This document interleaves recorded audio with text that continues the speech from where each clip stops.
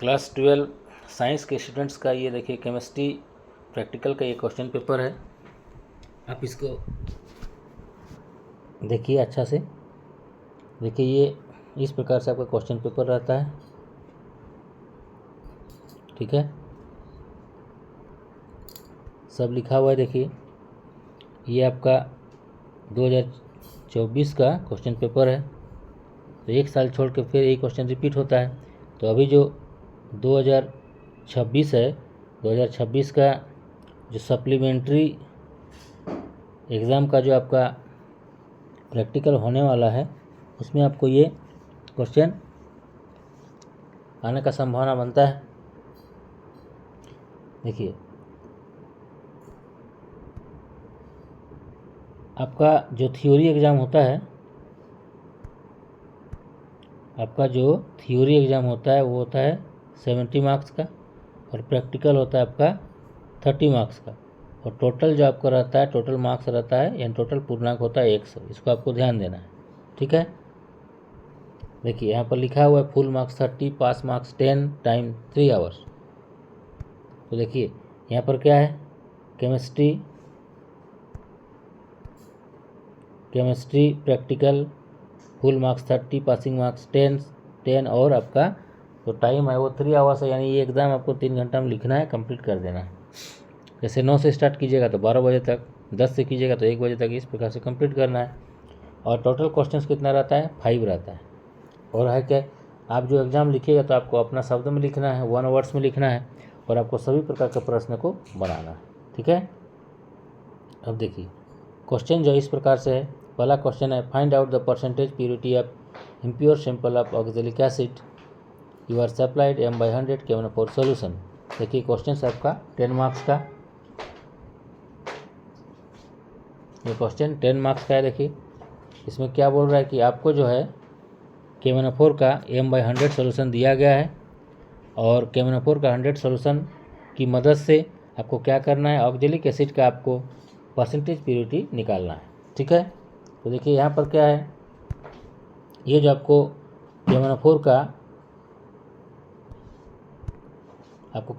का जो m/100 KM/4 solution दिया है, तो यहाँ m का मतलब होता है मोलारिटी, और मोलारिटी का वैल्यू दिया है 1/100, ठीक है। m/100 जो आपको मोलारिटी है वो KM/4 सोल्यूशन का मतलब है कि जो आपको KM/4 सोल्यूशन दिया गया उसका स्ट्रेंथ आपको मालूम है, m/m = 1/100। अब आपको इसी की सहायता से क्या करना है, ऑक्जेलिक एसिड क्या करना है, जो आपका ऑक्जेलिक एसिड है उसका आपको परसेंटेज प्योरिटी निकालना है, ठीक है। एक हो गया KM/4 जिसको बोलते हैं पोटासियम परमैंगनेट, और दूसरा होता है ऑक्जेलिक एसिड। अब देखिए जो ऑक्जेलिक एसिड है वो ऑक्जेलिक एसिड आपका 2 प्रकार का होता है, ठीक है। ऑक्जेलिक एसिड आपको 2 प्रकार का होता है। एक होता है हाइड्रेट, एक होता है आपका हाइड्रेट, एक होता है हाइड्रेट ऑक्जेलिक एसिड, और दूसरा होता है नॉन हाइड्रेटेड। तो जो हाइड्रेटेड ऑक्जेलिक एसिड है उसमें क्या करना है, आपको 2H2O जो है लगाना है, ठीक है ना। तो आपका जो मॉलिक्यूलर मास होगा वो होगा आपका 126 होगा। कितना होगा, 126, ठीक है। तो आपको ये रहा पहला प्रश्न। दूसरा देखिए है, identify 1 acidic and 1 basic radical in the given salt sample X। यानी आपको एक सॉल्ट का सैंपल X दिया जाएगा, ठीक है, जिसमें आपको क्या करना है, उस सॉल्ट का एसिडिक और बेसिक रेडिकल का पहचान करना है। यानी आपको एसिडिक मूलक यानी अम्लीय मूलक और क्षारीय मूलक का आपको पहचान करना है। जैसे कहने का मतलब देखिए ऐसे है, जैसे मान लिया आपको X बराबर NaCl है, X बराबर NaCl है। तो ये जो X बराबर NaCl है ये आपका सॉल्ट हो गया, ये आपका नमक हो गया। तो इस नमक में आपका 2 मूलक है, ये एक मूलक और ये दूसरा मूलक। तो एक मूलक क्या हो जाएगा, आपका Na+ होगा, और दूसरा मूलक होगा आपका Cl-। तो आपको सॉल्ट दिया गया है, लेकिन वो सॉल्ट आपको बता के नहीं दिया जाएगा, वो अननोन सॉल्ट रहेगा, और आपको दोनों मूलक का टेस्ट करना है। जैसे Na+ का जितना भी टेस्ट होगा आपको करना है, फिर Cl- का जितना भी टेस्ट होगा आपको करना है, ठीक है। उसके बाद दोनों टेस्ट से आपको ये सॉल्ट का तैयार सॉल्ट को तैयार करना है, उसको प्राप्त करना है। ठीक है, तो जैसे मान लीजिए ये Cl- है, तो Cl- को बोलते हैं एसिडिक रेडिकल। क्या बोलते हैं? एसिडिक रेडिकल, अम्लीय मूलक। और जो Na+ होगा इसको बोलते हैं बेसिक रेडिकल, क्षारीय मूलक। तो इस प्रकार से आपको X नाम का कोई लवण दिया जाएगा। NaCl हो सकता है, आपका Na2SO4 कुछ भी हो सकता है, लेकिन आपको ये सॉल्ट दो भाग में टूटेगा, एक प्लस दूसरा माइनस, जिसको कैटायन एनायन बोलते हैं। कैटायन और एनायन, जो एनायन होगा वो होगा आपका एसिडिक रेडिकल, जो कैटायन होगा बेसिक रेडिकल होगा। तो आपको एसिडिक रेडिकल और बेसिक रेडिकल का आपको टेस्ट करना है, और उसके बाद जो आपको लिखना है कि दिए गए जो एसिड रेडिकल है, बेसिक रेडिकल है, उसके अनुसार फलना आपको, यानी इस प्रकार से आपको X ये लवण आपको मिल रहा है। ठीक है, तो ये आपका 6 नंबर का है। ठीक है, देख लीजिए, ये पहला क्वेश्चन, ये दूसरा क्वेश्चन है। ठीक है, पहला क्वेश्चन जो आपका 10 नंबर का, दूसरा 6 नंबर का है। इस प्रकार से आपको रहेगा। अब देखिए अगला जो आपको क्वेश्चन है वो क्वेश्चन आपको 3 है। क्वेश्चन 3 जो है, ये क्वेश्चन 3 है, इसमें है identify the functional group in the given sample Y. हर एक साल जो है जैक बोर्ड, हर एक साल जैक बोर्ड में यही फॉर्मेट से क्वेश्चन पूछा जाता है, चाहे वो आपका मेन एग्ज़ाम हो, चाहे सप्लीमेंट्री हो या संपूरक हो। ठीक है, जो ये तीसरा क्वेश्चन है, देखिए तीसरा क्वेश्चन इस प्रकार से है। आपको क्या करना है, दिए गए नमूने वाई में क्रियाशील मूलक की पहचान करें। क्रियाशील मूलक जिसको क्या बोलते हैं? Functional group. और फंक्शनल ग्रुप का मतलब क्या होता है? फंक्शनल ग्रुप का मतलब होता है जैसे आप ऑर्गेनिक केमिस्ट्री में पढ़े होंगे, C+OH हो गया, उसके बाद OH हो गया, उसके बाद एल्डिहाइड हो गया, तो ये सब को बोलते हैं क्या? Functional group.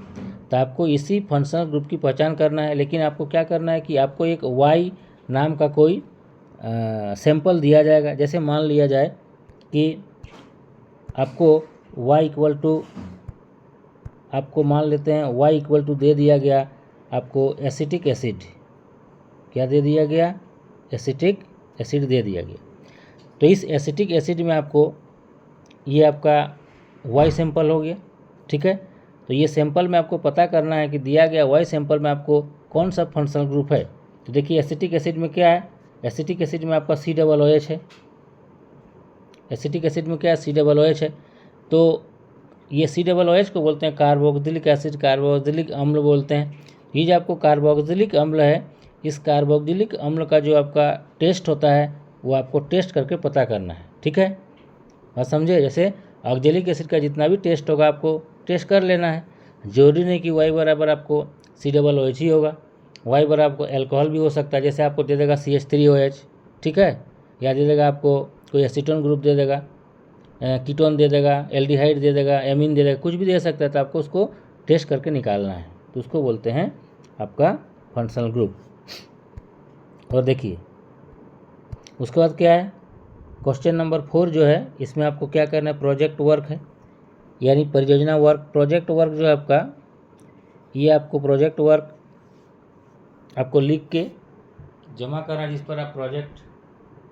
पर आप काम किए हैं। ठीक है, तो प्रोजेक्ट वर्क का आपका सिलेबस में दिया हुआ क्या क्या आपको प्रोजेक्ट वर्क करना है।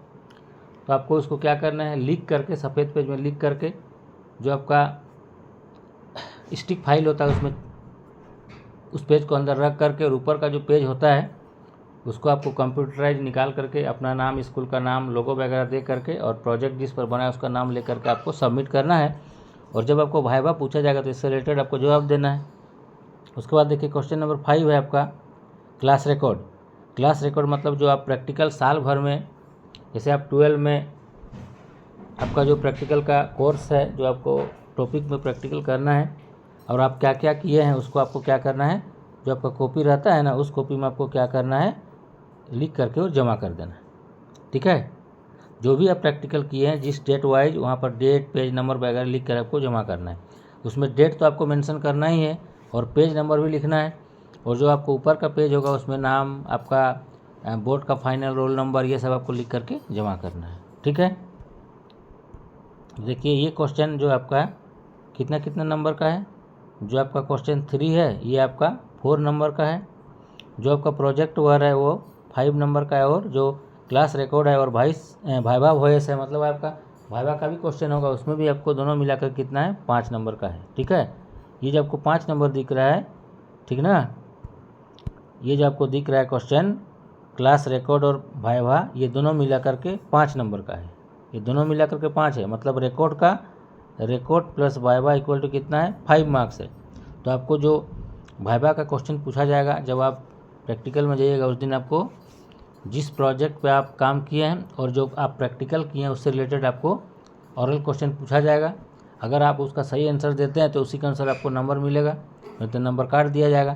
तो टोटल देखिए इस प्रकार से आपका टोटल नंबर कितना हो गया 30 हो गया। टोटल कितना हो गया 30 हो गया। ठीक है, तो 30 मार्क्स में कितना आपका 5 क्वेश्चन है, जिसमें पहला क्वेश्चन हो गया, दूसरा क्वेश्चन हो गया और ये तीसरा। इसमें आपको क्या है, इसमें आपको क्वेश्चन है और जो 4 और 5 है ये आपका प्रोजेक्ट वर्क और आपका क्लास रिकॉर्ड है।